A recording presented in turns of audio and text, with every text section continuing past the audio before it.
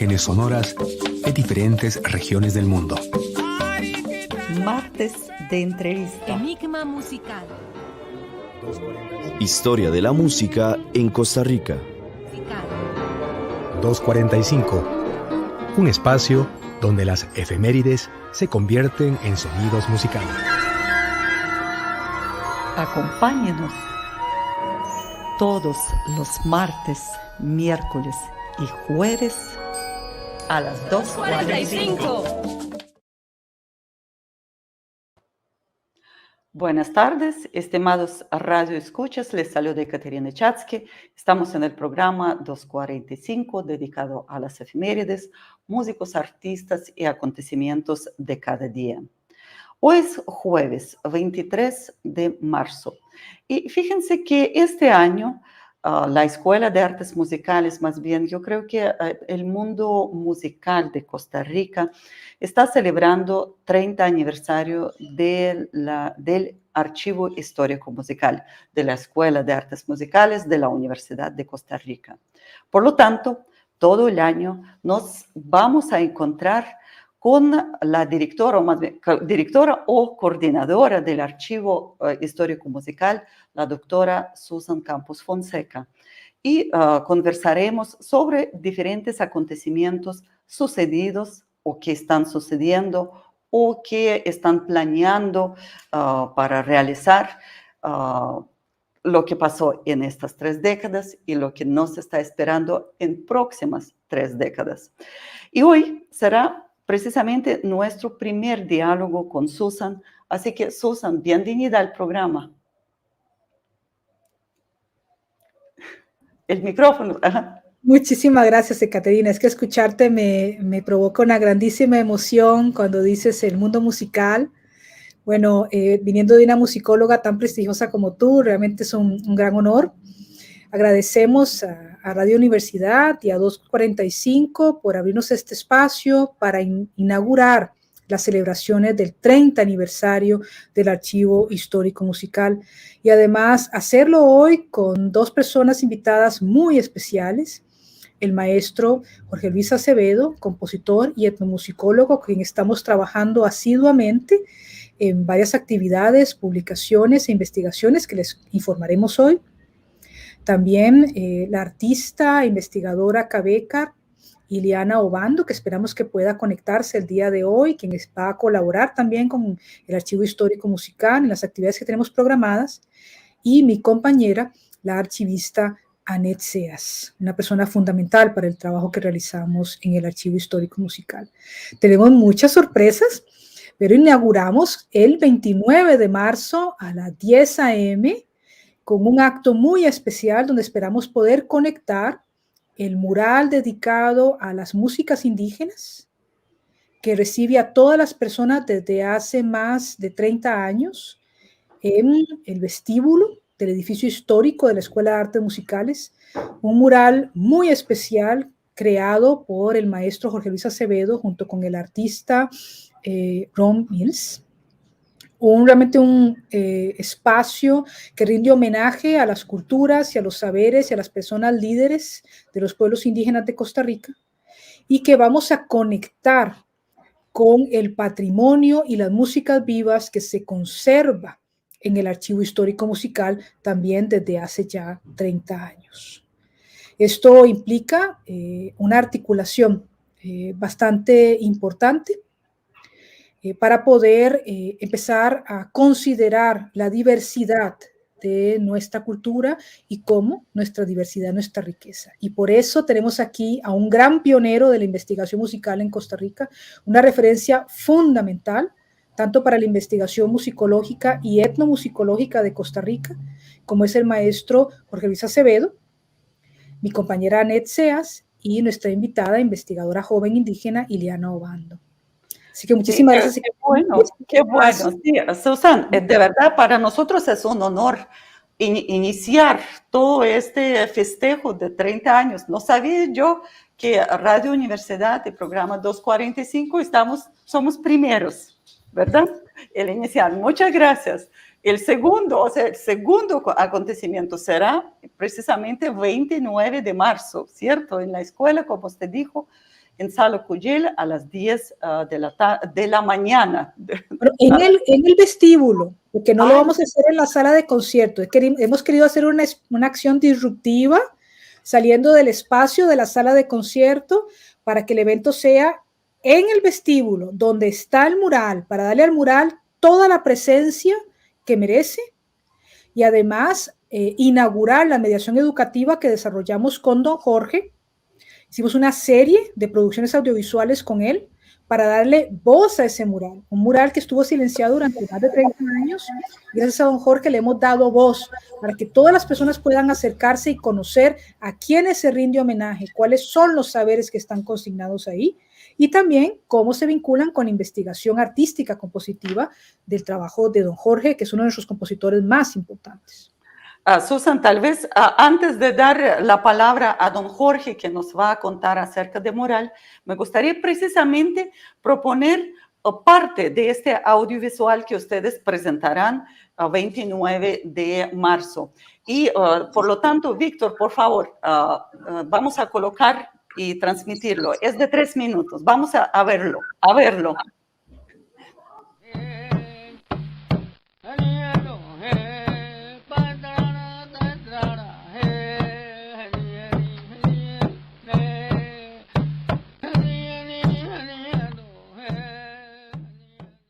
Bien, esta sección del mural tiene mucha simbología, muy interesante, ¿no?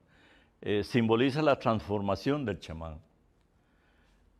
El chamán se transforma para recorrer los diferentes niveles de su cosmovisión con propósitos específicos, con el fin de curar un enfermo, curar animales, proteger bosques, montañas, proteger cosechas. Entonces, él se transforma en jaguar, que es lo más emblemático, en serpientes, en aves, ¿no? En espíritus, etc., ¿no? Aquí, por el vestido, vemos que es un chamán nove, un chamán guaymí. ¿Por qué digo yo que por el vestido? Porque en los vestidos de las mujeres noves, ellos siempre adornan cuellos y adornan sus vestidos con triángulos. Y es muy sencillo. Esos triángulos representan la casa cósmica nove. Entonces, por eso, este detalle identifica muy bien que este personaje es un chamán nove, un chamán guaymí. Y este chamán es el cacique Pedro Bejarano, que es uno de los últimos caciques de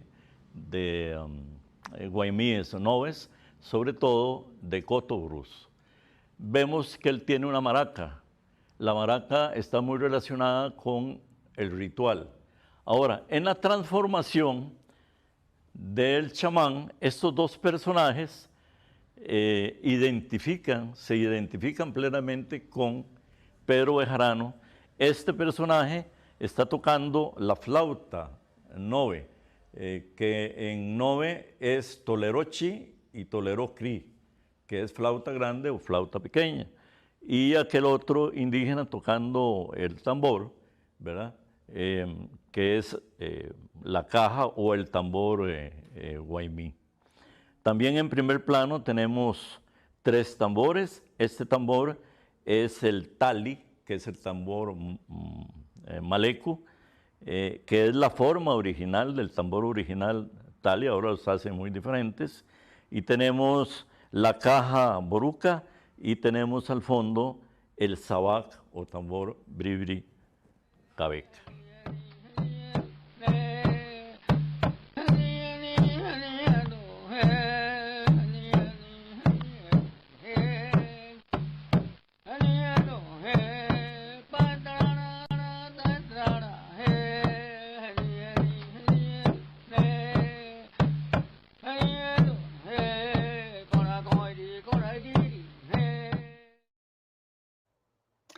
Sí, y muchas gracias. Este fue una parte de audiovisual sobre el mural que se encuentra en la Escuela de Artes Musicales.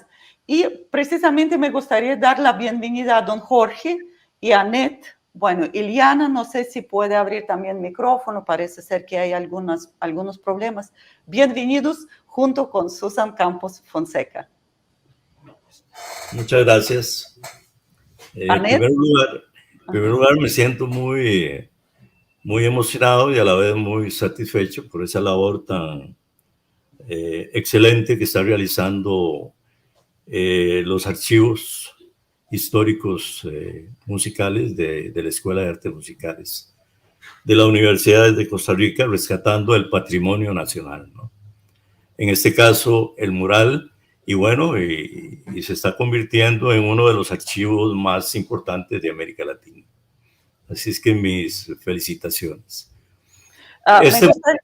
Perdón, don Jorge, yo quería precisamente preguntar a usted cómo se originó esta idea, también con quién usted trabajó a la par para crear este mural en el año 1986.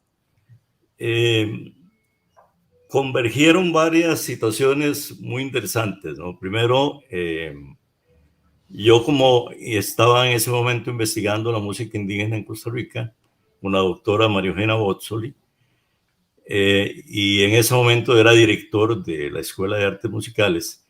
Entonces veía dentro de mi interior, ¿no? Había un pensamiento constante de que esas paredes que hay en el vestíbulo de la Escuela de Artes Musicales tenía que haber un mural sobre temática indígena, ¿no? Claro, eso lo guardaba con mucho secreto y de una manera muy estratégica, porque estábamos hablando en ese momento de un conservatorio, de una escuela de música muy tradicional, ¿no? Entonces, eso podía causar, pues, algunos recelos, por decirlo así. Pero en eso apareció. El mural lo traté de hacer con artistas plásticos costarricenses, pero nunca fue posible realizarlo. En eso apareció Ronald Mills, el pintor norteamericano y muralista.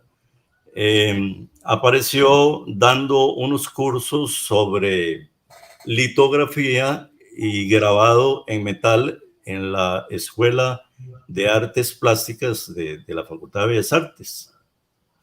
Y resulta que teníamos un mismo interés, teníamos un interés común sobre las culturas indígenas de América Latina y específicamente de Costa Rica, y coincidimos en hacer un mural en el vestíbulo en las paredes del vestíbulo de la Escuela de Artes Musicales. En ese momento también yo estaba presentando mis cantatas escénicas de temática indígena. En el año 1986 estaba presentando El Suquia, que es la segunda cantata, y esa cantata le sirvió de inspiración, digámoslo así, y fue un material muy importante para Mills, y junto con otras investigaciones realizar el boceto del mural. Es así como hizo un boceto consensuado por ambos y empezó a realizarlo en el mes de junio de 1986. Como podemos ver, el mural es un mural lleno de simbología propia de la cosmovisión de los indígenas de Costa Rica, especialmente Bribri y Cabécar. Un mural lleno de, además de simbolismos, de personajes que son propios también del panteón, especialmente Bribri y Cabécar. En fin, es un mural que desde el punto de vista artístico es un patrimonio muy importante para la Universidad de Costa Rica y para el país. Y yo creo que tiene un valor también a nivel mundial, ¿no? Así es que es el producto de un trabajo de 3 meses intensivo para lograr para lograr esta obra tan exquisita, tan bien realizada, ¿no? Por un pintor extraordinario como es Ronald Mills. Yo quería preguntar a don Jorge acerca de, usted acaba de decir que cuando trabajó junto con don Ronald Mills, usted conversaba con él, o más bien, paralelamente creaba su trilogía de cantatas escénicas de temática indígena. ¿Dónde están estas cantatas? No sé, tal vez Annette Seas nos puede ayudar, si están ya en archivo, si serán reproducidos no solamente como partitura, ¿verdad? Como manuscrito, sino cuéntenos la vida de esta trilogía. Bueno, Annette. Un saludo para todos. Gracias a Radioemisoras Culturales por siempre apoyar al Archivo Histórico Musical, especialmente este año que estamos en el 30 aniversario. Retomando un poquito lo que nos cuenta don Jorge, ¿verdad? Hemos hecho un trabajo conjunto. Él ha sido súper generoso en este año, bueno, siempre lo ha sido, pero más en este año que estamos de aniversario. Y efectivamente nos ha dado sus manuscritos. Estamos haciendo un trabajo, primero que todo, de rescate físico, ¿verdad? A nivel de documento, un rescate a nivel de conservación. Y tenemos bastantes proyectos también para no solo ponerlo en puesta en escena, sino también editar esa música junto con el apoyo de la revista Escena, que siempre nos apoya bastante. Y es parte de las sorpresas y parte de las actividades que tendremos el próximo 29 de marzo. Muchas gracias. Y tal vez ya la pregunta para Susan. Susan, ¿y cuándo nosotros podemos escuchar estas cantatas? Tal vez Susan y don Jorge, ¿están trabajando ustedes en la interpretación de esta música? Porque yo siempre estaba pendiente, ¿y cuándo? La trilogía, o sea, sí suena, ¿verdad? Junto con el mural, pero ¿y la sonoridad de estas? Susan, don Jorge. Bueno, yo a Susan y aquí a Annette las veo como ángeles de la guarda, ¿no? Yo tenía archivado ese material, por dicha, en aquella época, porque fueron montajes que se hicieron en 1983, se hizo el preestreno de Mamaduca, con el apoyo del Conservatorio de Música, específicamente de don Arnoldo Herrera, él con la Orquesta Sinfónica del Castella, el coro de la Universidad de Costa Rica y Danza Universitaria. Se realizó el preestreno en el Teatro Castella. Luego, al año siguiente, en 1984, se hizo el estreno en el Teatro Nacional, esta vez con la Orquesta también Sinfónica del Conservatorio Castella, bajo la dirección del maestro Arnoldo Herrera, y esta vez con un grupo de danza libre, bajo la dirección de Gabriela Fernández y coreografía de Gabriela Fernández, coro lírico de la Escuela de Artes Musicales bajo mi dirección, y en 1986 el Zuquia, ya con Orquesta Sinfónica de la Universidad de Costa Rica bajo la dirección de Benjamín Gutiérrez, coro lírico de la Escuela de Artes Musicales, y en 1987 la última, Juan Serrabá, con la Orquesta Sinfónica de la Universidad de Costa Rica bajo la dirección del maestro Arnoldo Herrera, Benjamín Gutiérrez, y el coro lírico de la Escuela de Artes Musicales bajo mi dirección, coreografía de Gabriela Fernández. Este material, por dicha, fueron filmados por la televisora nacional, el Canal 13, ¿no? Y se logró rescatar las dos primeras y la última parcialmente, ¿no? Archivos que los tenía por ahí, y bueno, de pronto apareció Susan Campos y Annette, y entonces pues yo les hice entrega de todo ese material para iniciar ese proceso de rescate. Bueno, entonces pues le damos la voz a Susan. ¿Cómo se proyecta este material para más adelante? Bueno, tenemos 30 años más adelante, ¿verdad? Del Archivo Histórico Musical. Bueno, y más. Susan, el micrófono, por favor, puede abrir el micrófono. Sí, esperamos que sí, ¿verdad? Siendo una unidad de la Escuela de Artes Musicales, ahora en este momento mi compañera Net Seas y yo somos quienes estamos trabajando en ello y esperamos formar a nuevas generaciones para que continúen esta labor. Ahora bien, la obra de Don Jorge es una obra extraordinaria. Estas 3 cantatas son verdaderas joyas. Tenemos las partituras de 2 de ellas. Sin embargo, una de ellas solo se conserva en material audiovisual que nos fue facilitado don Jorge. Estamos dándole conservación a los archivos digitales de los estrenos mundiales y nuestro propósito es que las 2 partituras que se conservan puedan ser transcritas, publicadas, que incluyan un estudio que vamos a realizar en colaboración con don Jorge y también realizar el proceso de, sobre la base de una de las grabaciones del estreno mundial, empezar a hacer una recuperación, una reconstrucción de la partitura que todavía estamos reconstruyendo, ¿no? Que don Jorge, como les comentó, son 3 obras realmente muy importantes porque no solamente incluyen la lengua indígena, sino que también representan este trabajo de investigación artística y de arqueología sónica experimental que repensó, reimaginó qué implicaba esta cultura en nuestro territorio. Además, en la década de los años 80, un momento muy importante de transformación mundial, estamos ante el final, supuestamente, de la Guerra Fría. Y me parece que para la Escuela de Artes Musicales es muy importante, además de estas 3 obras, la cantata Jorge de Bravo, otra obra muy importante de don Jorge, que nos confió el manuscrito. También queremos publicar la cantata Jorge de Bravo. Y la idea es hacer un plan de trabajo en los próximos años para transcribirlas, estudiarlas, ponerlas en escena y hacer una producción. Pero claro, queremos que sea una producción audiovisual, también in situ, que dialogue con las comunidades indígenas actuales. Por eso la colaboración de Iliana Obando, del proyecto Gironday, es tan importante.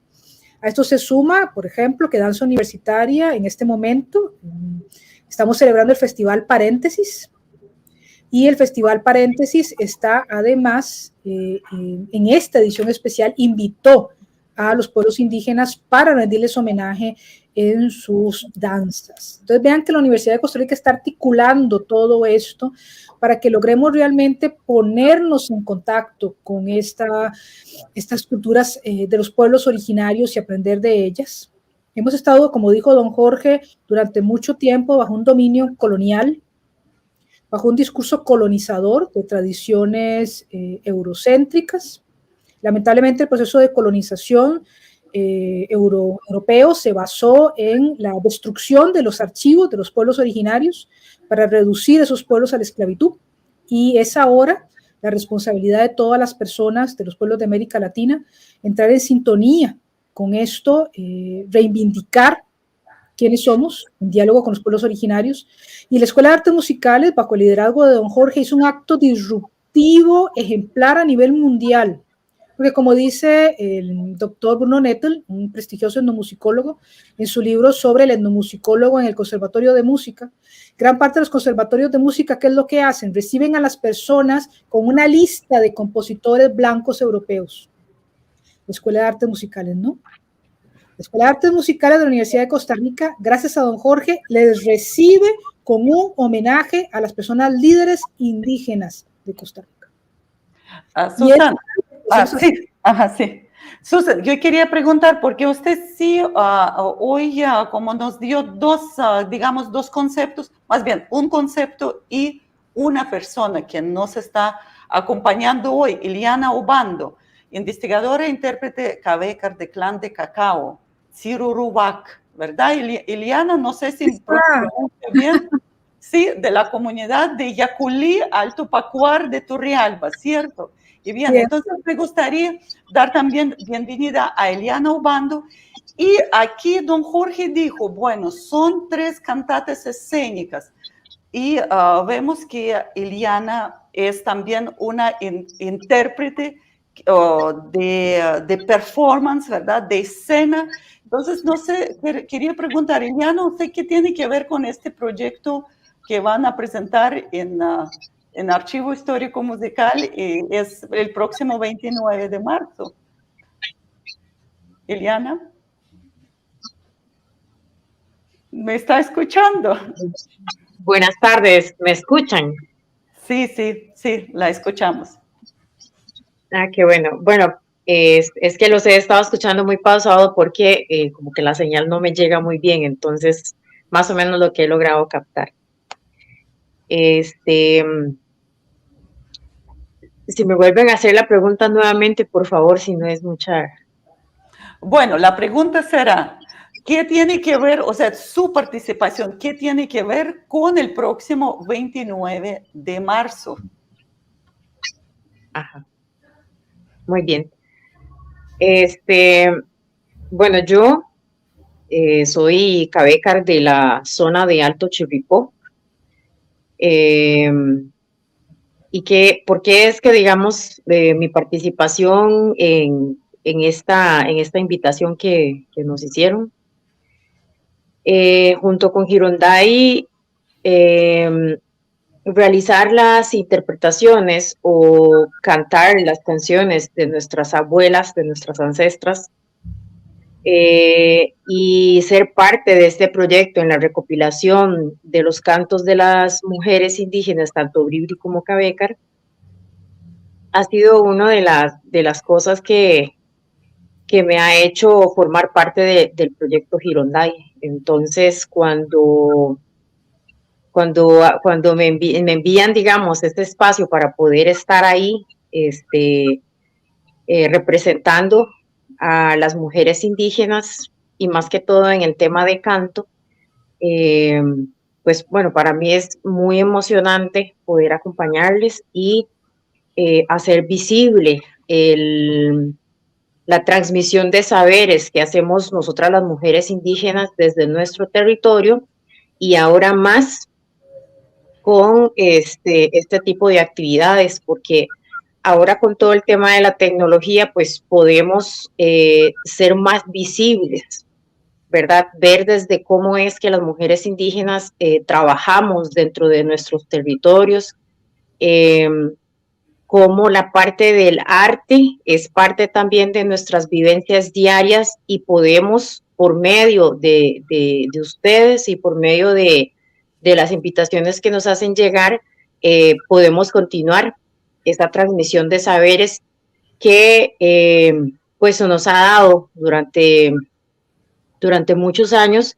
Y pues ahora que nos hagan más visibles, pues a nosotras se nos hace mucho más importante poder participar en estas actividades y dar a conocer también los cantos ancestrales, que dicho sea de paso, pues son cantos para alegrar el día, para trabajar, para levantarse con ese ánimo de realizar labores en nuestro diario vivir.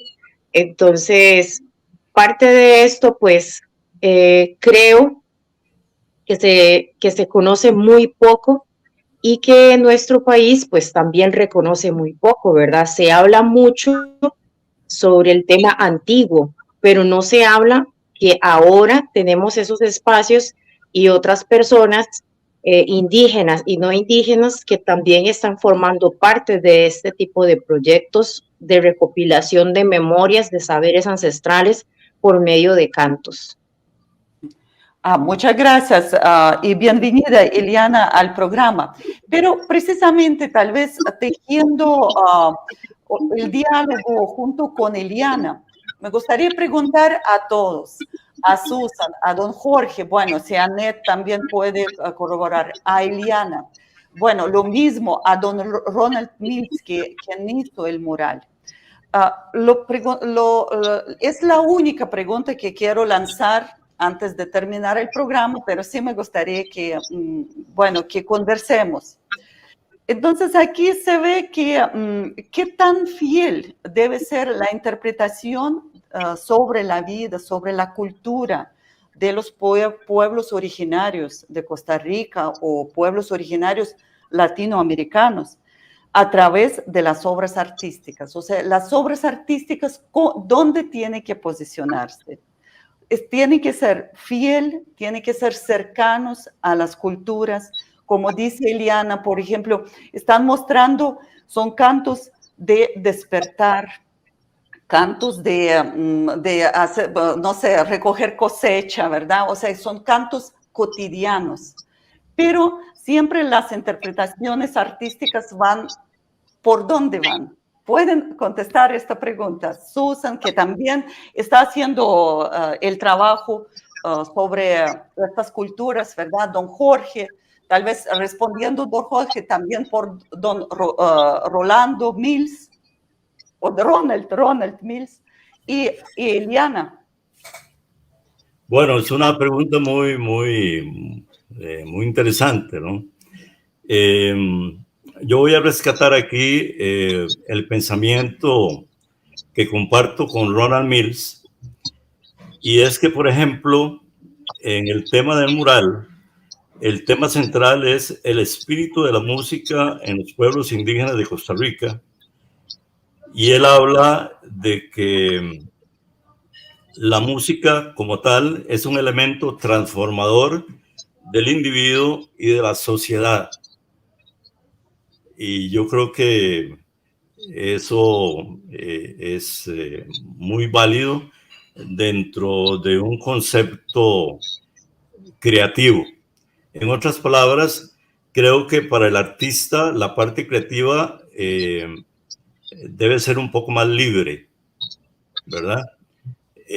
Para utilizar una serie de elementos para magnificar el mensaje que queremos dar con una obra específica, ya sea una obra plástica, una obra literaria o una obra musical, ¿verdad? Sí, gracias, don Jorge.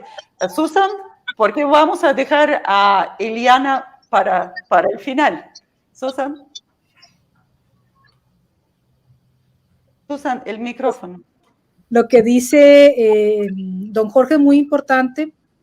Annette, Seas y yo hemos procurado estar al servicio, ¿verdad? Tanto del trabajo de don Jorge, pero también, como comenta Ileana, las personas indígenas actuales, contemporáneas, son unas poderosas creadoras. Entonces creo que es para el Archivo Histórico Musical, para mi compañera Annette Seas y yo, ha sido un proceso realmente de aprendizaje muy importante, este diálogo entre don Jorge y el trabajo que él ha hecho y el trabajo que hacen las personas artistas indígenas contemporáneas como Ileana. Porque sigue siendo un trabajo vivo. Y creo que quizás aquí la palabra fidelidad es la que no entra en caso, porque es igual que hablar de conservación, como si estuviéramos hablando de reservas en la terminología colonial extractivista occidental. Creo que debemos quitar eso, y en ese sentido lo que dice don Jorge y Ileana nos guía hacia dónde tenemos que ir, y es el escuchar de una manera humilde, el aprender de personas como Ileana, de personas como don Jorge, que se han dedicado a la creación y al diálogo con estos saberes, porque son formas de construir conocimiento acerca del mundo, de la realidad, de la conexión con otras especies, de la vida cotidiana. Y esto en lugar de tratar de imponer los modelos de conocimiento de la música académica occidental. Entonces, realmente para el Archivo Histórico Musical es un privilegio poder aprender de personas como Ileana, de personas como don Jorge, y poder escuchar hacia dónde tenemos que ir. Por eso es que mi compañera Annette Seas y yo estamos considerando más el concepto de culturas sonoras indígenas en diálogo con la investigación artística y tratar de encontrar esta transversalidad. Y de esta forma, bueno, ponernos al servicio lo que tiene que ver con la parte de documentación archivística, que mi compañera Annette Seas es una gran especialista, altamente reconocida, y de parte de la Escuela de Artes Musicales, cómo esto va a implicar también una transformación. Por eso el día 29 vamos a incluir las obras de don Jorge, las obras del compositor Marvin Camacho y las obras que Ileana va a compartir, que son de maestras, cantoras, compositoras indígenas. Esto va a representar realmente un acto histórico, disruptivo, fabuloso.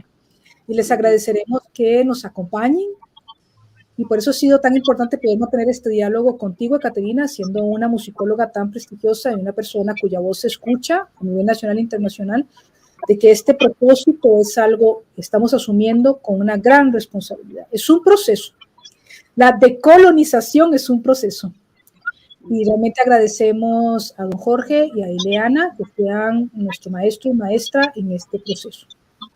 Sí, muchas gracias, Susan. Anet, ¿usted quiere agregar algo para dejar a Eliana al final del programa? Sí, muchas gracias. Yo solamente quiero que vean esta belleza. Excelente. Sí, se ve muy bien. Estos son los cuadros originales que don Jorge muy amablemente nos facilitó. Estos en calidad de préstamo. Los hemos digitalizado ya en alta resolución. Y en mi caso, para mí como archivista, encontrar una persona como don Jorge es demasiado enriquecedor.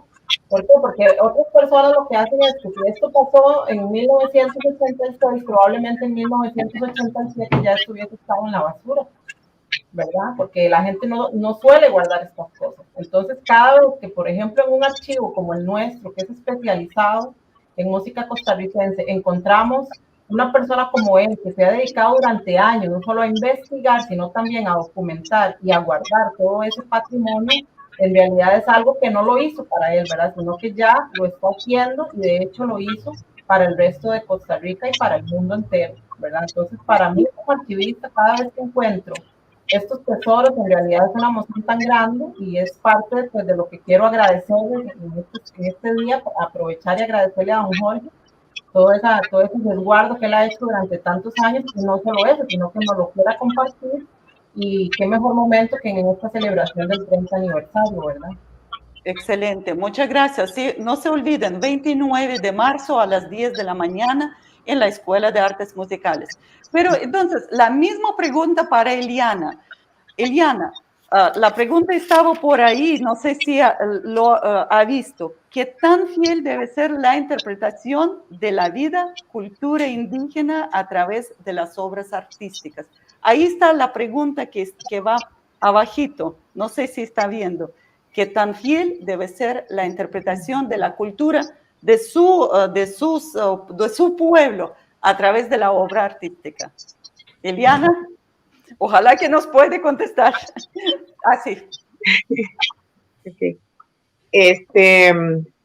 Bueno, una interpretación, wow, es muy complejo tratándose cuando somos nosotros que queremos mostrar por medio del arte el saber milenario, porque no es lo mismo música normal, ¿verdad? Que comercial, que algo milenario. Llámese para hacer curaciones, llámese para hablar con las plantas, llámese para hablar con el viento, para hablar con la madre naturaleza. ¿Cómo es que a partir de allí se puede mostrar por medio del arte, un arte visual? Creo que hay que reforzar mucho, conocer más las culturas desde el saber milenario para poder interpretar de una forma más visual y que sea fiel, ¿verdad?, a los conocimientos antiguos. ¿Para qué? Pues eso lo que nos mantiene es esa conexión tanto con nosotros mismos desde nuestro interno hacia afuera para poder conectarnos con la madre tierra.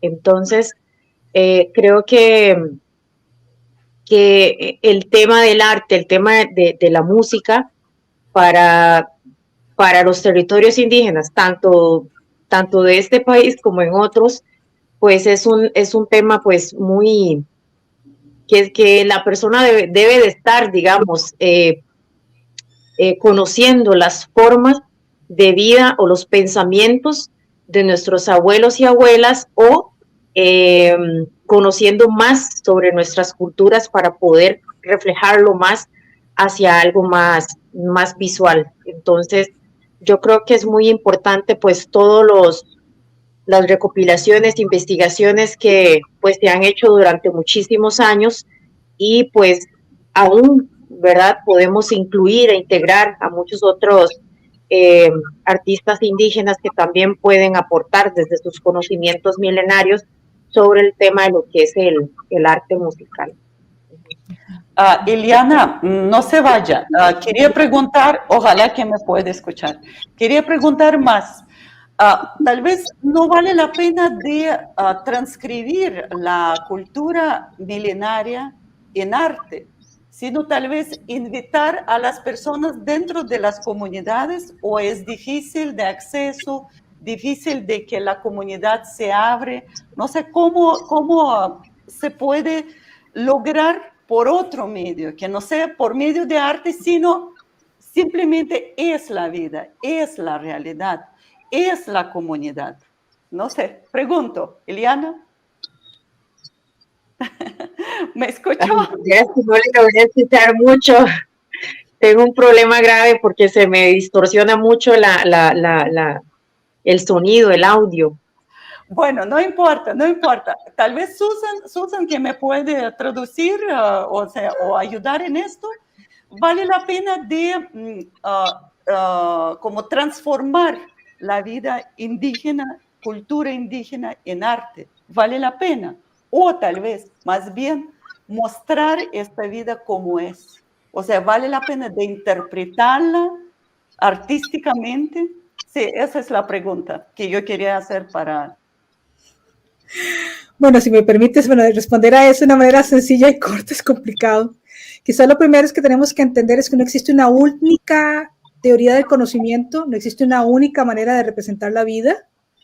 Creo que esto se vio desde la filosofía del siglo XIX, ¿no? Cuando se hizo el diseño del sujeto moderno como tal.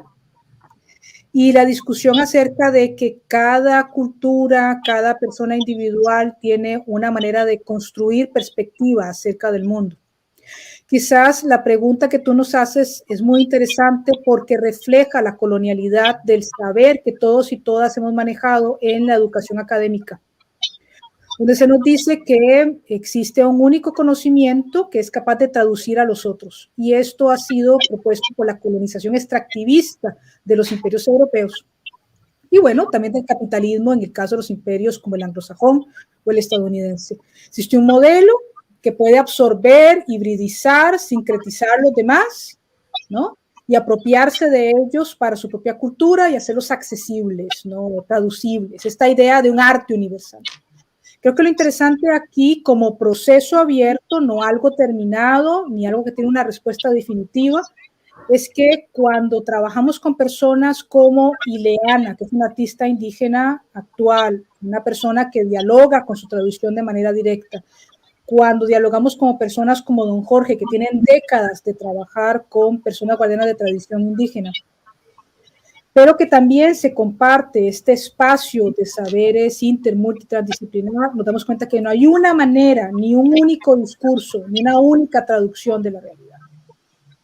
Porque son diferentes formas de entenderla y de construirla. Ahora, el arte tampoco es uno mismo. Eso también es un engaño que nos ha generado la idea artística académica. No hay una única forma de entender el arte.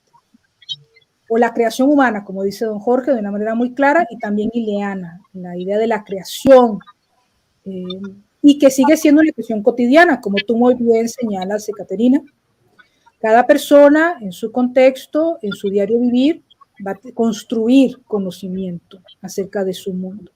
Ahora, quizás la pregunta que puede quedar aquí abierta y que espero que continuemos explorando todos y todas es qué sucede cuando este proceso inicia, cuando este proceso de cuestionamiento inicia y cuál es el rol o la responsabilidad que va a asumir la universidad cuando ya no existe una única manera de construir conocimiento, sino muchas otras formas. Cómo la universidad va a crear este espacio permeable, diverso.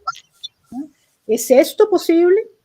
¿Es posible crear conocimiento de una manera transversal, en diálogo constante, en mutua empatía, solidaridad entre unos y otras, sin la violencia de la herida colonial? ¿Es eso posible? yo volvería la pregunta hacia ese lugar. Y creo que es algo que tenemos que asumir todos y todas. Y en nuestra vida cotidiana. Sí, Susan, sí, y tal vez dejamos esta pregunta o algunas preguntas que surgieron para don Jorge para terminar ya nuestro espacio de hoy. Don Jorge, su última palabra. Bueno, estamos concluyendo con un tema muy profundo y muy interesante. Por ejemplo, muchos de los materiales que recopilamos en aquellas otras épocas, en algunas culturas indígenas ya no existen, se han perdido. Y eso es justamente lo que tenemos que evitar, ¿verdad? Que esas investigaciones sirvan para revitalizar las culturas y revitalizar lo perdido en esas culturas. Entonces, mucho de ese material que yo recopilé, ahora se los estoy pasando a algunas culturas indígenas de Costa Rica, específicamente a la cultura maleco, a través de los maestros de la cultura que tiene cada escuela de la cultura maleco y de las otras culturas. Hay maestros de la cultura que se encargan de revitalizar la lengua, las historias, las tradiciones y las costumbres, ¿no? Lo que dice la señorita Cabecar es muy cierto. Tenemos la responsabilidad de evitar de que se pierdan las tradiciones y costumbres de estos pueblos. Eso es vital, eso es importante, porque van a dejar de ser indígenas, van a dejar de ser un pueblo con sus propios conocimientos y también van a dejar de enriquecer a los que no somos indígenas, en este caso, digamos, a enriquecer la cultura de los blancos, porque nosotros nos hemos enriquecido desde el punto de vista artístico y humano con el conocimiento de estas culturas. Sí, muchas gracias, don Jorge. Así que creo que quedaron bastantes preguntas abiertas, ¿verdad? Abiertas para dialogar. O sea, como dice Susan, no es la manera de responder rápido, sino dialogar y llegar a nuevas construcciones. Así que creo que el día 29 de marzo a las 10 de la mañana, si ustedes, nuestros radioescuchas, quieren compartir precisamente con diferentes, digamos, diferentes secciones de nuestra sociedad, academia, por ejemplo, la presentación de comunidad de Alta Pacuar de Turrialba, o, por ejemplo, don Jorge, que ya es una persona con mucha experiencia en investigación, en experiencia artística y también como gestor.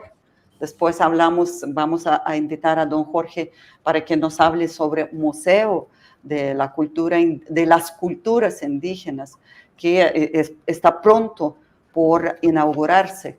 Así que Annette, con su conocimiento de archivística, que contiene muchos documentos, que sabe leerlos por otro lado, ¿verdad? Con otro conocimiento. Así que 29 de marzo, ese es el día, a las 10 de la mañana en la Escuela de Artes Musicales, para profundizar y para seguir dialogando. De verdad, los agradezco muchísimo, los y las, a Susan Campos Fonseca, coordinadora de Archivo Histórico Musical, a don Jorge Acevedo, exdecano, exdirector de la Escuela de Artes Musicales, compositor, artista, a Eliana Obando, investigadora e intérprete Cabecar, y a Annette Seas, archivista del Archivo Histórico Musical. Muchas gracias por estar aquí con nosotros en Radio Universidad. Si quieren agregar algo más, con mucho gusto. Susan.